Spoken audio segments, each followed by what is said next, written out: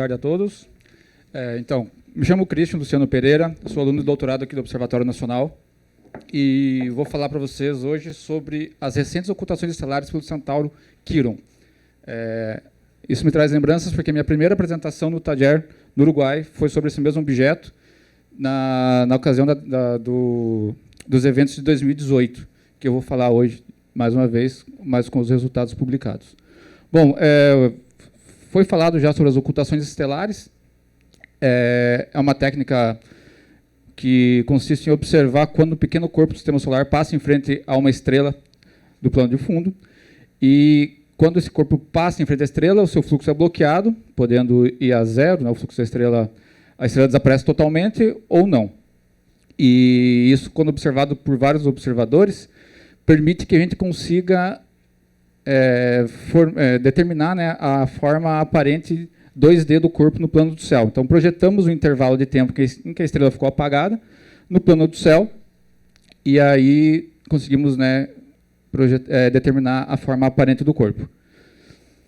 O principal objetivo do estudo desses pequenos corpos é determinar, então, né, a gente usa as ocultações estelares para determinar as propriedades desses pequenos corpos, e como o seu tamanho, a forma, a característica e a presença desses anéis, né, como mencionado na palestra anterior, e atmosfera, satélites e tudo mais. E isso tudo para melhor entender a formação e a evolução dinâmica do sistema solar. Bom, falando um pouco sobre o Quiron, ele é um objeto centauro, né, foi descoberto em 1977 pelo Charles Cowell, tem um semi-eixo maior de 13,7 unidades astronômicas. É o segundo maior centauro, ele perde para Chariclo, né? O artigo publicado esse ano nos traz aí um raio equivalente para Quiron de 98 quilômetros. Ele apresentou o desenvolvimento de coma, né? Ele desenvolveu coma, foi observado em 1989. Então, é um objeto que tem aquela coma cometária. E nessa época, né, graças a essas observações, ele recebeu uma designação de cometa também, que é o 95P Quiron. Observações e ocultações estelares aí, que ocorreram em 93, 94, 2011, eles acabaram observando quedas secundárias em volta nas curvas de luz de ocultações estelares, que foram interpretadas como jatos cometários ou depois como cascas esféricas em torno desse objeto e mais tarde como estruturas do tipo anel. Então, só para ilustrar, são as imagens lá de 1989, na publicação, são 2 artigos, de 1990, onde a gente consegue ver a formação de coma, e aqui são as ocultações da década de 90, o artigo do Elliott 95, onde é possível observar, esse aqui é o mesmo evento, tá? Aqui são as curvas de luz, a gente vê algumas variações no fluxo, umas quedas no fluxo de algo semi-transparente passando em frente à estrela, que foram interpretadas nessa época aqui, desse artigo, como estruturas com jatos cometários, né? Então, o F1, que é mais proeminente, está mostrando lá a sua posição central, mira F1, cadê aqui a luzinha? Aqui. O F2, então, já é algo que não é tão profundo, e está nessa região aqui. E esse OPC é quando o caminho da ocultação corta o plano orbital do Quiron. Então, especulava-se que poderia ter uma cauda, né, que causava toda essa variação no fluxo. Em uma ocultação de 2011, trabalhos publicados em 2015 mostraram que essas estruturas são do tipo anéis de Chariclo. Então, em 2013, foi observada a ocultação por Chariclo, com a publicação em 2014 da descoberta do anel, e eles já haviam os dados mostrando que algo parecido estava acontecendo ao redor do Quiron. Então, são 2 observações aqui, são 2 curvas de luz, né, em azul e em vermelho, e na curva de luz em vermelho, que tem uma maior resolução espacial, você consegue ver quedas no fluxo proeminentes e simétricas em relação ao núcleo, que é o indicativo da presença de uma estrutura do tipo anel. No artigo do Ortiz, 2015, esses anéis foram colocados, essas estruturas, né, foram projetadas no plano do céu e foi feita a determinada órbita desse possível anel. Mas o que está acontecendo, né? Tem coma, depois tem jato cometário, tem possíveis anéis, né? O que está acontecendo lá? para a gente tentar descobrir, a gente precisa observar novos eventos. Foram 2 eventos, um em 2018 e 2019, que fizeram parte do artigo que foi publicado esse ano, que foi o que eu apresentei no primeiro TADIAR que eu fui, em 2020, e o tema da minha dissertação de mestrado. E também saiu um segundo artigo ainda esse ano, aliás, ano anterior, 2023, desse mesmo evento de 2018. Primeiro de tudo, nós analisamos o evento de 2011, onde mostrava aquelas quedas bem proeminentes, simétricas ao redor do corpo, em que, usando nossos métodos, né, para poder aplicar isso nos dados que a gente analisou de 2018. Então, são 2 estruturas, né, 2 de cada lado do quiron, com aí cerca de 2 a 3 quilômetros, separados por 5 quilômetros, e uma distância média do quiron para o centro do objeto, né, para o centro do quiron, de 324 quilômetros. Uma vez feito isso, nós trouxemos esse modelo para as curvas de luz de ocultação de 2018. Então, esses dados foram observados na África do Sul, um telescópio de 40 polegadas. As curvas de luz não têm qualidade suficiente para detectar esses anéis de 2011, então nós determinamos ali os limites de detecção, né, para entender, né, se de fato a gente não estava vendo os anéis, ou essas estruturas, ou elas estavam ali, como que eu posso dizer? Se não estava vendo porque elas não existem mais, ou porque os dados não permitiam que a gente determinasse. E aqui é só a projeção no plano do céu, né, mostrando a geometria desse evento. E a posição teórica do anel, e onde possivelmente ele podia estar, que são aquelas barras em cinza ali verticais. Esse artigo publicado esse ano, em 2023, que traz dados da ocultação de 2018, foi observado lá no mesmo observatório, mas usando um telescópio de 74 polegadas. Né? Então, a gente tem uma cadência de aquisição de imagens muito, muito maior. E aí, essa curva de luz mostra que, sim, os anéis estavam lá, né? A gente não sabia na época, mas eles estavam ali, essas estruturas, né? Não gosto de chamar de anel, mas elas estavam ali, e quando foi determinada ali as propriedades dessas estruturas, a gente vê que está muito próximo do nosso limite de corte ali da curva de luz anterior, né, nosso limite de detecção. Então, os dados estavam ali no limiar de detecção dessas estruturas. E, mais uma vez, mostrando ali a geometria do evento, né, onde os pontos vermelhos são as regiões em que foram detectadas essas estruturas. Essa é uma ocultação que ocorreu em 2019, que foi observada lá na Europa com telescópios pequenos, aí cerca de 30 centímetros. Então, elas não possuem qualidade suficiente para detectar os anéis, mas como são várias detecções, a gente conseguiu determinar melhor, né, qual que é a forma e o tamanho do quiron, e com base na geometria do evento, né, e com a curva de rotação, amplitude da curva de rotação. Então, determinamos ali os valores para os seus semejos, né, do corpo, né, considerando que ele é um elipsoide, Jacobi, e levando em conta o seu período de rotação, a gente consegue determinar, então, qual que é a densidade desse corpo, que é 1.120 quilos por metro cúbico. Bom, tentando entender o que está acontecendo lá, a gente observou uma nova ocultação agora em 2022, o artigo já foi publicado, em que detectamos estruturas ao redor do quiron, mas agora essas estruturas elas parecem ter evoluído em relação ao que a gente observou anteriormente, né, como o publicado lá da ocultação de 2011. E, bom, a estrela foi uma estrela brilhante, tivemos um grande telescópio observando, o Kotamiya, no Egito, se não me engano.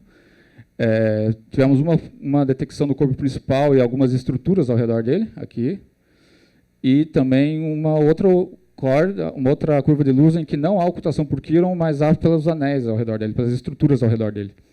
Então, usando aquela nossa reanálise dos dados de 2011, tentamos ajustar aqui esse modelo a esses dados, e aparentemente as coisas estão batendo, porém, a gente vê que há um acréscimo, aparentemente há um acréscimo de material ali, por causa, né, há uma variação aqui gradual do fluxo, né, indicando que indicando que pode ter algum material ali disperso nessa região. Aqui, mais uma vez, mostrando a geometria do evento, utilizando, então, a nossa reanálise lá dos dados de 2011, a ocultação de 2011. Com essa de 2022, a gente consegue melhorar a orientação do polo desse anel, né? A gente considera que ele está no equador, no plano equatorial do Quiron. Então, a gente tem a posição do polo para Quiron e para essas estruturas do tipo anel. A gente conseguiu determinar aqui o raio, né, dessa estrutura. Então, temos aqui aquela estrutura de 2011 a 325 quilômetros. Na ocasião do artigo lá de 2015, dessa ocultação de 2011, haviam outras possíveis estruturas detectadas, mas ficou com um ponto de interrogação, e que voltamos a observar agora aqui em 2022, que é essa estrutura aqui em azul e uma mais externa em verde. E essa mais externa, a 580 quilômetros, aparentemente ela se estende até muito próximo do núcleo, em algumas observações recentes que a gente tem, que eu já vou mostrar para vocês. Então, aparentemente é um disco muito grande com aglomerações do tipo anel ao redor do Quiron. Em 2023, teve uma nova ocultação, passou aqui pelo Brasil. Esse evento ainda está sob análise, a gente não tem nada muito conclusivo ainda. Foi uma estrela relativamente brilhante. Tivemos 30 observatórios, tanto amadores como profissionais. 10 detecções positivas para o corpo e ainda uma detecção de uma grande estrutura ao redor do Quiron. E a nossa melhor curva de luz foi aqui observada com o telescópio de 1,60 m da OPD. Como eu falei, aparentemente é um disco, né, em volta desse objeto, que se estende desde 190, que é esse azul aqui. Aliás, tem um azul aqui, isso aqui parece ser um disco, que eu marquei com o mesmo ou parecido tom de azul aqui nessa região. Há uma segunda estrutura extensa, que é totalmente nova, a gente não observou isso em outros eventos, que está aqui mais externo, que eu coloquei aqui essa região, que está a cerca de 1.300, 1.400 quilômetros de distância do centro do corpo. E, aparentemente, essas estruturas mais próximas do corpo, elas são subdivididas em estruturas mais finas, né, que não foram resolvidas nos eventos anteriores. Para concluir, a gente conseguiu, então, determinar quais são os semi-eixos, né, qual que é o tamanho, quais são as dimensões para Quiron. Determinamos também a sua densidade e a sua massa, né, consequentemente, baseado aí na diferença e na variação da profundidade óptica e das larguras. Aparentemente, essas estruturas ao redor do Quiron estão evoluindo com o tempo. A ocultação agora de 2023 vai ser útil para a gente determinar melhor, né, com mais precisão, qual que é a forma e a dimensão do Quiron, porque são várias cordas, e temos observação também da rotação dele, observadas do SOAR. E, além disso, né, mais observações desses anéis, dessas estruturas do tipo anel, a gente vai poder melhorar a orientação do polo, né, a determinação da orientação do polo desses anéis, e entender o que de fato está acontecendo, né, se ele está evoluindo aí em função do tempo e tudo mais. Bom, essas são as minhas principais referências. Aqui estão as 3 imagens dos 3 eventos que temos, essas estruturas. E é isso. Muito obrigado.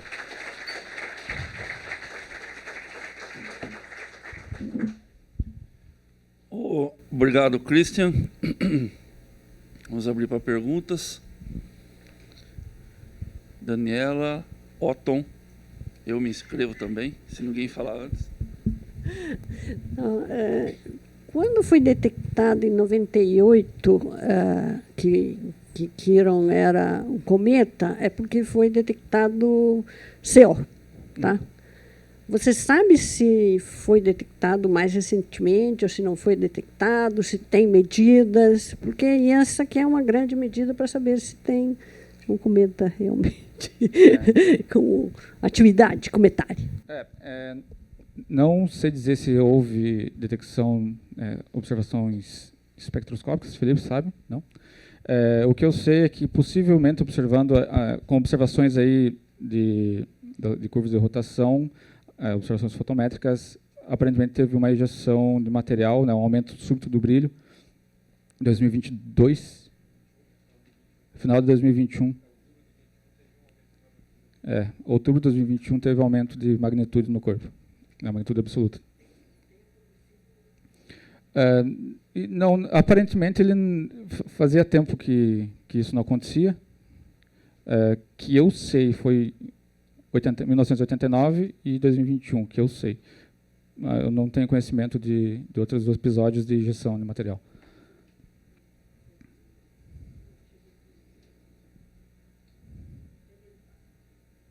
Do René? Com relação a essas estruturas, foi identificado alguma ressonância próxima de alguma das estruturas com o spin do corpo?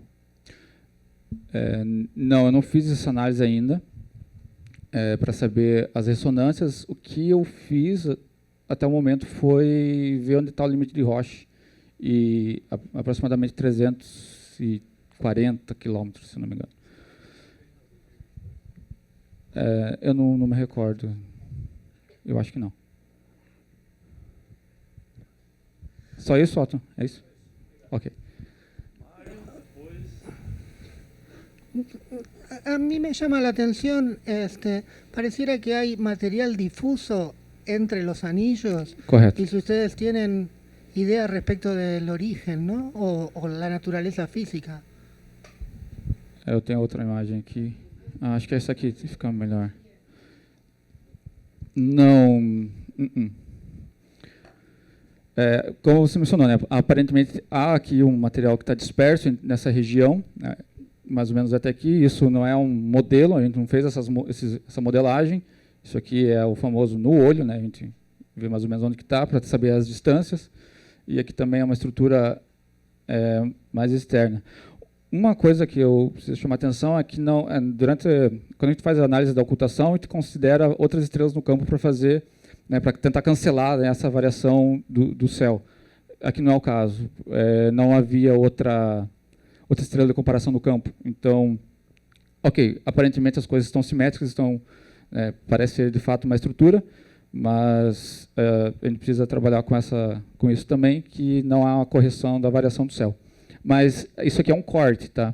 A curva de luz é maior para os dois lados e há uma repetição, parece que há um sinal periódico, mas não se aproxima nada do que a gente está vendo aqui. Questão de origem,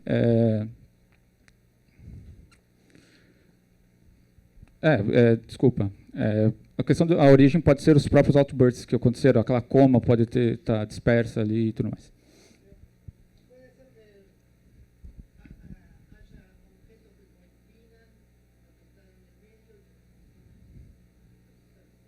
Isso.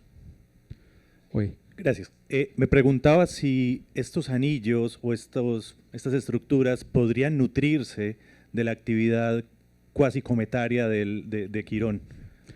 Sí. Y si estas estructuras que se forman podrían ser la huella de um satélite oculto que todavía no se logra descobrir. Sim, claro. É o que a gente considera, né?